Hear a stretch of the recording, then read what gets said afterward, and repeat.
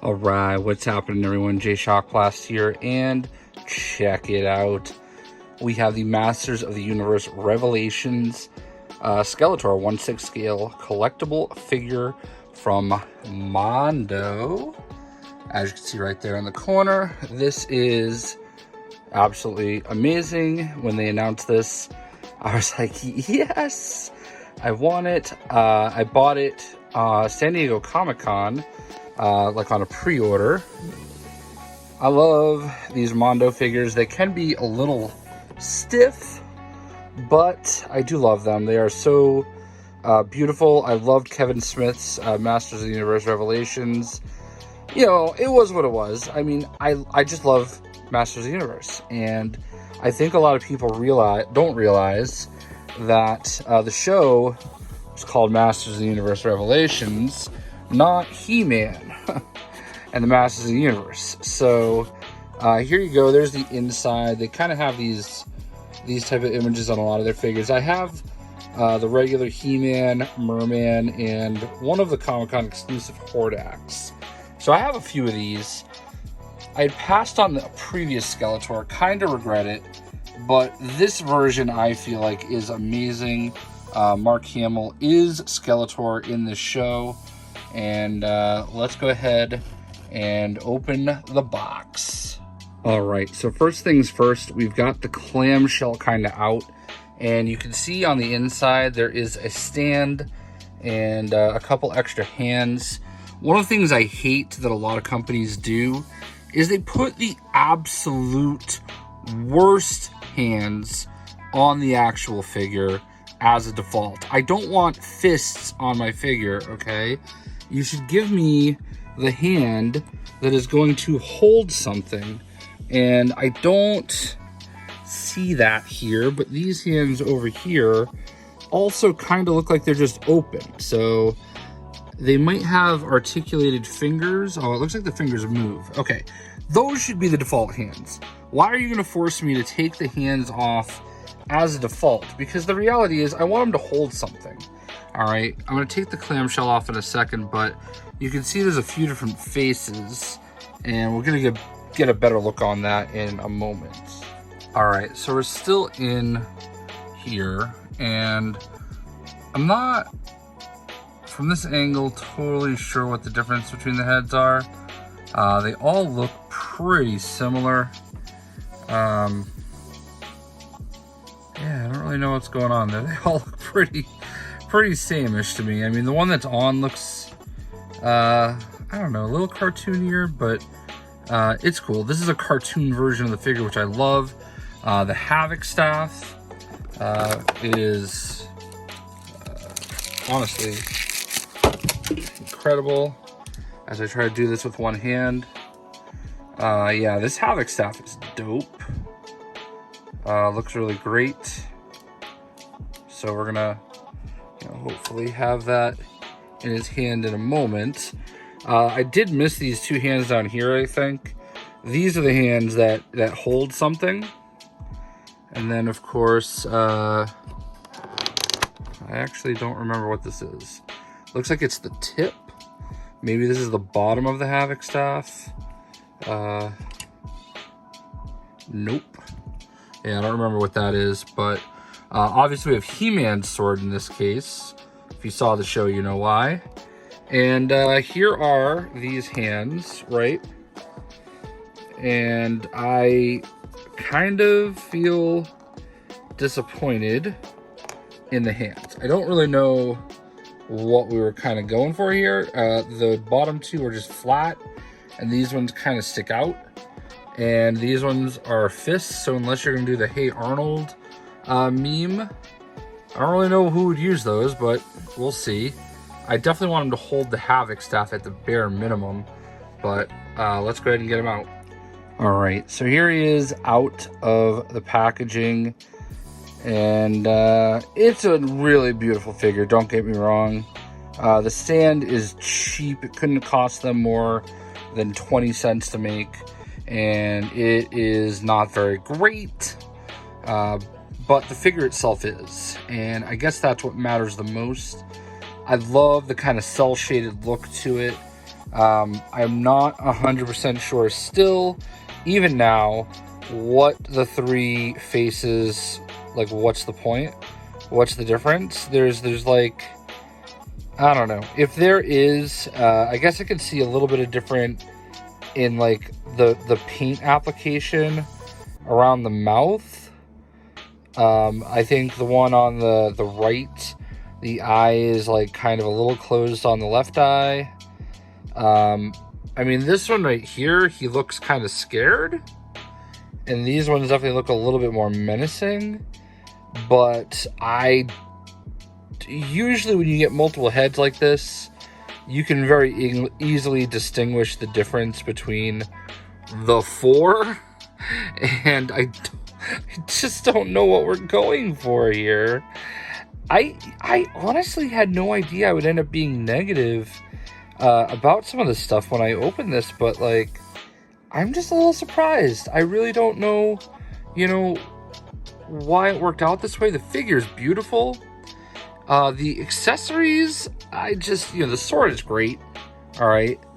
The Chaos Staff is great. Love it. We're going to put it in his hands in a moment. Going to be really, really hard. These hands right here are, they're stiff. So I don't know how easy it's going to be. I think this might, that makes sense. I'm looking at this now, and I think this bottom piece comes off, and you can change it for the pointy tip instead. And that's actually pretty good, because I was wondering how I was going to get that little knob through the small holes on the hands. So let's go ahead and try that real quick. All right, so I lined all four heads up here. I have it off. I'm going to talk about this in a minute because this is frustrating. I can see the difference now in the eyes. This is the default head right here that they had on, and it is the worst of the four heads. So this is the one they should have had as a default, and that's the one that I'm going to put on it. It's definitely the most menacing of the four. This is, like, the scariest looking on. I don't know what they were going for. They put the worst hands and the worst head on it. And the hands that can actually hold anything are brutal. By the way, you'll notice right here on the back of the head, there's a little notch. And that is where the actual hood connects. And on the bottom, there is another one for me to stick it on. All right, so I finally got the head back on, and that was an experience. I honestly, if you told me when I signed for this package earlier today that I would be crying this hard about it, I would have called you a liar. But this is the most beautiful piece of junk I've ever owned. Look at what happens. The Havoc Staff, so top heavy that it doesn't even, like, hold it right. All right, so I'm gonna flip this around, and it's so loose on the wrist that you're gonna have to position it perfectly in order for it to hold it. And even when you do that, it's not gonna stand upright because the arms are so stiff. They can only go in certain positions, and very few of them are the way that you would naturally have a piece like this hold a staff like that. So eventually what ends up happening is, because it's so top heavy, like, listen, if it could stay like this all the time, it's beautiful.